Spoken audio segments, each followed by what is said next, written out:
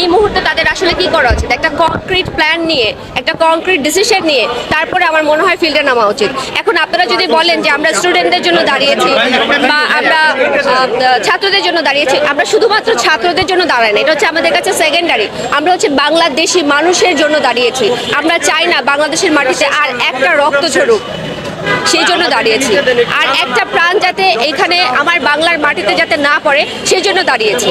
বাংলাদেশে আমরা আর কোনো রক্ত চাই না, একটা নিশ্চিত স্বাধীন বাংলাদেশ চাই যেখানে আমি নিঃশ্বাস নিতে পারবো, যেই নিঃশ্বাসে বাতাসে রক্তের গন্ধ থাকবে না। আমি সেই বাংলাদেশ চাই।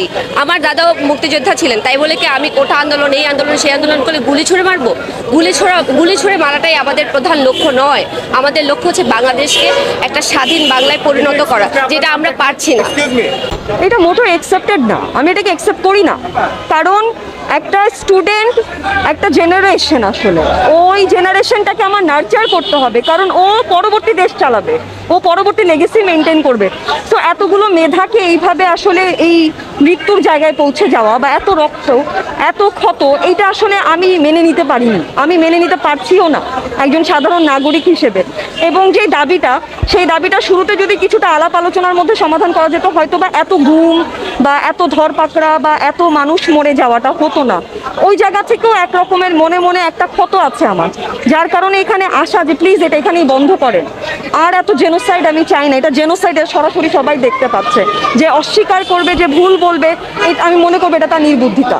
তো আমি এটাকে একদমই অ্যাকসেপ্ট করি। সমাধান যেটা, সেটা হচ্ছে সবার আগে এই আমাদের যে প্রশাসনিক সংস্থা, এরা যেভাবে হচ্ছে গিয়ে এই যে ধরেন মারধর বা যেভাবে গুলি করা হচ্ছে, এটা বন্ধ করা উচিত। আমার কাছে মনে হয় যে এনাফ, আর না, এটা বন্ধ হওয়া উচিত। দুই দল একসাথে বসা উচিত, কথা বলা উচিত। কোনো যদি মতের বিরোধ থাকে সেটা নিয়ে বিস্তর আলাপ আলোচনা করা উচিত।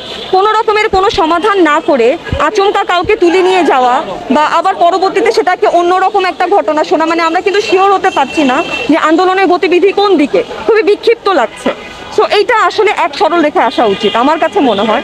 দ্বিতীয় যেটা আমার কাছে মনে হয় সেটা হচ্ছে গিয়ে যে যতগুলো বিক্ষিপ্ত লুপহোল তৈরি হয়েছে সেগুলো নিয়ে আলাপ আলোচনা করা উচিত। প্রশাসন আছে, আইন ব্যবস্থা আছে, সেটা সঠিক ব্যবহার হওয়া উচিত।